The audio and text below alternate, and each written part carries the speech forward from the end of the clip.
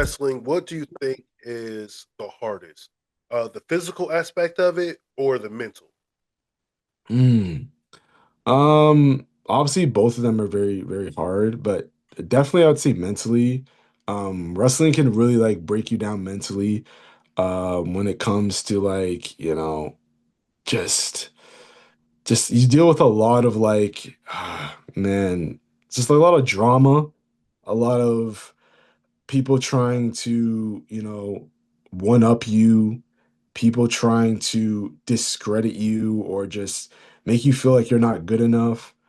Um, Also, what can be hard is like there's a lot of wrestlers who've grinded for years and years and years and years and never quite got that opportunity, and that can take a toll on the mind mentally. You may start to think like you're not good enough. Maybe you don't belong in pro wrestling. Maybe this is just not for you. And just a bunch of other things that can tear you down mentally. Like I have a background in behavioral psychology, so like I really like into like how the mind works. Hmm. And the mind is I'm telling you, it can destroy you if it really gets to you. If a lot of things get to you, it can destroy you mentally. And when it comes to the physical side, like obviously, like, we're taking a lot of punishment in the ring. We're taking bumps left and right, flip bumps, front bumps, out of the ring bumps. Hmm. It can really take a toll. And obviously, injuries happen. It's inevitable. Injuries going to happen, some worse than others, but they still happen. So, and even just that, like it can go hand in hand. Like a physical injury can mess you up mentally. You may start to think, oh, I don't know if I'm ever gonna come back to this. I don't know if I'm ever gonna get back from this injury. I don't know if I'm ever gonna get back in the ring. So it can mess with your mind mentally. So overall, wrestling it's not, they say it's not ballet. You can get hurt, and you just have to have the right people around you to kind of just give you that reassurance. And, there's a lot of different ways to kind of like work on yourself mentally. Mental health books is a way to, work on yourself. Physical exercise, getting good sleep, talking to people, talking to a therapist if need be, and just making sure that you're in the right mind mentally. And yeah, from that, you can just keep persevering. So speaking of like dealing with your mentals, how do you decompress from like wrestling? Like, yeah, you got a lot of wrestling stuff, but what do you do to keep yourself grounded that has nothing to do with professional wrestling? Oh, that's a great question. Like, I'm just lucky enough to like still, have family around that, they're very, very supportive. And they keep me grounded. They don't look at me as like Jaxon Roy, Takedown King. They just know me as Corey, they just know me as, their son, their friend, their brother. And they keep me really grounded. And just also like outside of wrestling, like I like to hang out with my friends that I grew up with. Some of them are not so much wrestling fans anymore, but we still talk. We still, talk about music. We still talk about, TV shows and other interests. So they staying connected with them is really keeps me grounded. And as well as like, anime. Like I'm still an anime fan. Like I recently just bought Dragon Ball Z Budokai 2 for PS2. Like like I loved that game growing up, and that type of stuff just like keeps me grounded. And it's, Hmm. sometimes you need a break from pro wrestling. There's so much like pro wrestling in the world. Sometimes you just need to, take a little break from it. And I like to play video games, man. Like outside of playing my SmackDown versus Raws or my 2Ks, I like to play anime. Like I like to play Dragon Ball Z. I like to play my Call of Duties. I like to play all that other stuff, GTA. Um so yeah, that's kind of what I do outside of pro wrestling. Family, friends, and video games. So how do you prioritize your time? So with professional wrestling, working, family, friends, relationships, how does that work? Not easy. It's not easy, trust me.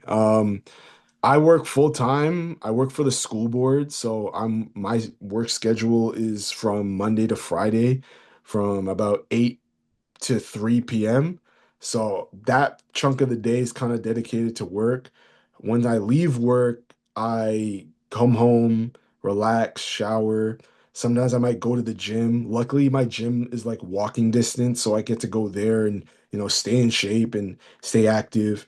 Um, Later in the day, like we have classes, like around 8 p.m., 8:30, we have classes. So literally, sometimes I leave the gym and go straight to pro wrestling practice, or sometimes I take a day off of practice and just focus on the gym. Yeah. That's kind of how I balance it. But I also try to make sure that like I have, time for family and friends. I try to interact with them, stay in touch with them, and just be present for them.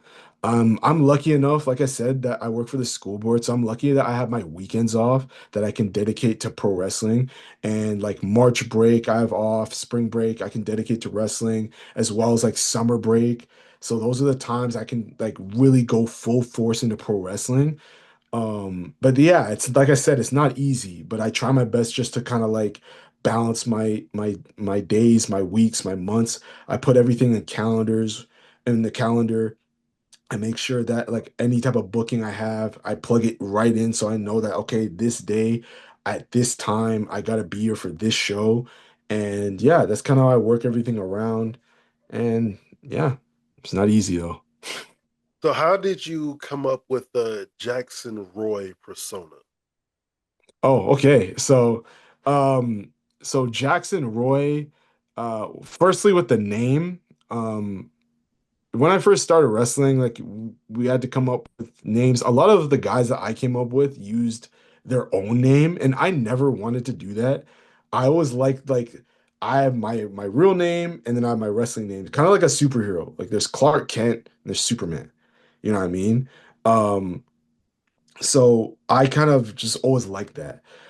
So when I first started wrestling, I was trying to think like, oh, what's a good name for me? Um, when it comes to the word Jackson, I always liked Jax from Mortal Kombat. Oh, I was just gonna think that. I was thinking, Yeah, man. And it's cool because I have a video game, another game I forgot to mention, Mortal Kombat versus DC Universe. I mm, have that game for PS3. And one night I was just playing it, just playing the game. And I was in the selection menu when you pick the characters. mm. And I heard Jax, that voice, Jax. And I was like, huh, Jax, Jax, Jax. I like it. But I wanted it. There was already an indie wrestler here in Canada named Jack, so I didn't want to kind of like copy him. So I'm Yeah. like, okay, let me make it Jackson. You know, I always liked, Jackson. I always liked the way it was spelled, like Jaxon. I always liked that. So that's where Jackson came from. Roy. Roy for one is like my uncle's name. His name's Leroy, Roy for short. So I kind of took that, and it also goes with King. Like it reminds me of King royalty. My nickname is the Takedown King, so I kind of like tied in together. So that's kind of how I came up with that. And as far as like my character, it's like it's kind of like he's like kind of like a jock mixed up with kind of like a captain of a sports team type of feel. You know what I mean? When I'm a baby face, this is the funniest comparison, but like I think of like, oh, like Troy Bolton from High School Musical. He's like he's like a jock, but like he's a likable jock. Like the Yeah. people like him. You know what I mean? So like that's kind of like what I explain to people, like who I am. Like I'm kind of like the hero, the captain of the team. Everyone relies on him, everyone looks up to him. Come on, guys, And we're all in it this. is together. I know the song. Yeah, like I kind of like use that as an example to when I'm kind of trying to explain it, like simplify it to people. And then on the heel side, I'm an asshole. Like I'm a bully. I'm a jock. I'm mixed in with a little bit of like Floyd Mayweather, cockiness, arrogance. Also Eric Killmonger. He believes that he's the king of everything. He believes that he rules the roots. That's me as a heel. And I kind of like how I don't really have to change so much Mhm. of my character when I can just be who I am, but just like, okay, on this side I'm like this, and on that side I'm like that. And that's kind of what um my character is, like to simply put it. And in Dynasty, I'm the muscle, I'm the big guy in the group. I'm the king of diamonds. We throw our diamonds up. And whenever Mikey needs that help, that big man, I'm there. So that's pretty much my character. So when you're building a match, what matters more to you, the emotion part of it or the spectacle? For me, the most important part of building a match is what the story is. I want to make sure that we're telling a story. And when I'm making the match structure, I want it to make sense. Why are we doing this? Why are we doing this then? Why are we doing this there? Um, and just the psychology of pro wrestling. That's really what really intrigues me. Just because, like I said, like I have a psychology background. So like I always want to know why. Why are we doing this? Why are we doing this here? Mhm. Does this make sense? So I just try to make sure when I'm structuring a match that we're we're telling that story and we're also giving time for the audience to register what we're doing. And we're making sure that we're making moments in the match for the fans to kind of grasp. And we're making those times where we can show character work. We're interacting with the crowd. We're getting the crowd like we're taking them on a roller coaster. They're going up with us, and then we're gonna bring them down a little bit, and then we're gonna bring them right back up. That's kind of how I structure my matches in the ring. Okay, okay. Um, man, now I just spaced. Sorry, I can sometimes go through times where I just space. Don't worry, man. Me too. All right, Trust me. I'm gonna go off of or away from wrestling for a quick second. Yes, sir. Uh, what are your favorite animes right now? Hmm. You see, this is the question that always like stumps me because like I I just really watch the original animes. Like I don't watch so much like animes like the like new animes. You ask me about that, I wouldn't really know just because like I feel like I'm more busier now than when I was a kid. But like recently I went back and like watched the Dragon Ball Z's. I've tapped into Inuyasha again. I've watched that. Naruto, of course. What else have I tapped into? One Piece. I've tapped into all of those like animes, but like the number one for me is Dragon Ball Z. I'm always forever a Dragon Ball Z fan. My favorites growing up were Krillin. Krillin's my favorite guy. Like a lot of my friends' questions like, why do you like Krillin so much? I'm like, why not? Krillin is the best. Like, he's super underrated. Like really he can go. Vegeta, I always liked the fusion of Ten and Trunks. I always liked that. I love the Cell Saga. That's one of my favorite sagas growing up. And Boo Saga, I love the Boo Saga. Super Boo is freaking sick. Like one of the best villains of all time in Dragon Ball Z. Um, yeah, like I'm a Dragon Ball Z mark. I actually was a Yamcha fan, but Yamcha is the best. He's one of my sick, man. one of my favorite animals is a wolf. So the Yeah, fact that he had Wolfgang Fist, that was like yeah. one of my favorites. Has it He is. changed? Yes, I'm more of a Whis guy. Yeah. Okay. Um, Yeah. but like I'm big on all animes. Like my fiance, she started watching anime kind of once we got together. She watched Dragon Ball all the way up to Dragon Ball Super, which I can't Nice. wait for the next arc to come out because we get Ultra Ego Vegeta. Okay. That's Um, sick. but then she sat down and watched episode one of One Piece and watched all 1,000 episodes and caught up. Ooh. I think she said it took her about 5, 6 months to do so. Wow, that's dedication. She's the type of person where if she finds a show that she likes, she pretty much binge watches it. Yeah, And all she watched was One Piece. I'll be like, hey, do you want to watch something else? Nope, it's One Piece. And that's sick, man. I That's was already, love. he actually got to a point where she was further than I was. So I was like, fuck. I got, Yeah. now we're both You completely, got her hooked, man. You got her hooked on it. now we're both completely caught up. And I'm like, look, I need them to put, because we watch stuff dubbed as much as people are like dubbed, subbed. I Yeah, like it so I can have it on the TV, and if I'm not paying like too much attention to it, I can still know what's going on. If I'm right. in Japanese, I have to because they also talk really fast. So I'm like, Yeah. "Whoa, what did they say?" And I'm going back 2 or 3 times, and I'm like, "Oh, great, I lost the momentum to watch." Yeah. Yeah, like, Dragon Ball Z is a classic, man. And I also grew up on the Pokemons, the Digimons, Yu-Gi-Ohs, all those Beyblade. Oh my God. I've been like wanting to I've been recently looking like, yo, I want to buy a Beyblade and like have the whole like freaking dome and stadium and just do a whole tournament with my friends again. I've been wanting to just to do that because it's like I saw on TikTok this one video of this guy just had like a dome and just like he's like, yo, he goes to this guy's like, yo, when's the last time you let it rip? And he just like brings out the whole Beyblade. I was like, yo, like, why are we not doing that? Like, let's bring this shit back. Let's let it. Yeah, like now I was like, yo, this is actually inspiring. I actually might buy a Beyblade. You never know. Okay, now I remember what my question was about wrestling. Yes. Um, who are you watching as in like who are you studying in the wrestling business right now? Ooh, right now.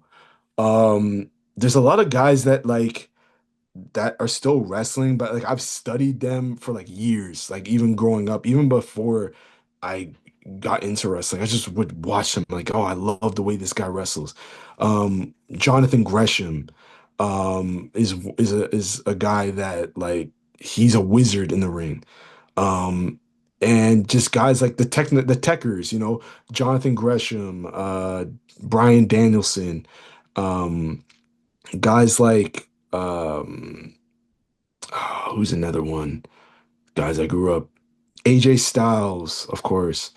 Um, and when it comes to like really guys who like show that intensity, Taz. I used to watch Taz a lot, Mhm. especially when I first started training.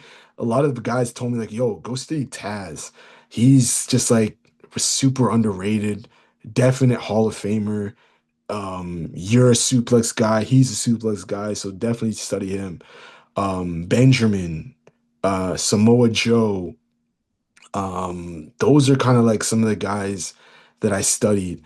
They also taught me to like just don't even just like study the big guys, study the small guys, study the cruiserweights. I have agility. They tell me you have agility, so go study like guys like Ray, Eddie, Dean Malenko. Study those guys as well. So I would study them. Those are the guys that I was watching. I would take my phone and record like sequences or like moves that I like from them. And I would just keep it in my phone just so like, to keep it there. And whenever I want to go to practice and try it on someone, I have it right there. So anytime I would see oh, I like that. Oh, a nice move here, a nice move there. Record it, keep it there, and then just try it at practice. Because I'm really an advocate for really, really gotta practice. Yeah. Practice these moves over and over and over again before you actually do it in the match. So that's what I would do, and yeah, it's helped me a lot. So, who were some of your favorite wrestlers growing up? Yeah, like Booker T, like I said earlier, Booker T is my GOAT. He was just like, bro, like he's just so entertaining. You even see him today on like the commentary. He makes everybody laugh, he jokes, and like he can be kind of like, a little over the top, but like it's just he just keeps it entertaining. But him in the ring though, like when you watch him back in WCW, like this guy can move. Like my God, and like the athleticism is really what caught my eye. Um uh Edge. Edge was one of my favorites just because like he was from Toronto. And Mhm. like when I was a kid, it was like they would say like, "Oh, from Toronto," and I'd be like, "Oh my God, that's where I'm from." So like that's kind of what connected me with Edge. He had just his run before he got injured was like so underrated. His 2002 run, he was like probably one of the best on the roster. Like he was putting on bangers with like Eddie and Benoit and Angle. Like he was really killing it. Um, Jericho, one of my favorites. Um, AJ Styles, like I said earlier, Samoa Joe, Senshi, Loki, back in the day was one of my favorites. On the women's side, I throw the women in there. I loved Lita growing up. I met her last year at Mania, which is like I was almost starstruck, not gonna lie. She literally tapped me on the shoulder and she was like, "Hey," because I was wearing like one of my wrestling gimmicks, and Mm. she's like, "Hey, yeah, you kind of look like a wrestler," and I just melted. Like, I was like, for her to say that to me is like, oh man, like you made my day. But yeah, she was one of my favorites growing up. I also watched like Ring of Honor, so that's when I kind of discovered like Austin Aries, and that's when I knew about Jamie Noble as well in Ring of Honor. I knew he was in WWE, but I saw most of his work in Ring of Honor. He was just freaking amazing. Matt Sydal was in Wrestling Society X. Like these are the guys I grew up with, and like these are the guys that really like inspired me the most. Eddie Guerrero, I can't forget about Eddie. God rest his soul. He was like one of my favorites. He was also a favorite of my sisters who was watching wrestling back in the day. We loved Eddie. We loved him so much, and he's really, really, really, really missed. And yeah, he taught me a lot. Yeah, Eddie was always. I grew into liking Eddie because when I was watching WCW, he was always kind of that cocky person. I was like, ugh.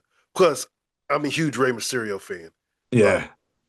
growing up, I knew that I was going to wear a mask and I was going to be as short as Rey Mysterio and be as cool as him. I wasn't. I grew and never wore a mask. But also, even Mhm. though I do love Rey Mysterio, I will say he is a really horrible father. I agree That beat. like the whole way. He's a horrible father and a horrible mentor. There ain't no way that Batista turned his back on him. Eddie turned their back on him. Santos did, and I But forget somebody else. I know Rey it. Mysterio is the common denominator. He is the I'm worst. telling you, he's the common denominator. It's not them, Eddie. Sorry, it's not them, Ray. It's you. You Yes, know, you're 100%. supposed you're supposed to be their friend, and you're not. You're a deadbeat. Trying to take their shine. There can only be one luchador, and it's Rey Mysterio, the king of. Exactly. Exactly. But I've also the Undertaker, Booker T was Hmm. always a favorite of mine. Even though people don't necessarily care for him, Odd Man Johnson, like he was with for a second he teamed with what LOD, Legions of Doom. Right. Yeah. They're my Yep. favorite tag teams ever, Yes. and Yes. like the spikes and everything. So I'm always was watching them. I know when I was wrestling. I would always study because, like they said, tell you like you're a big guy, but you're agile.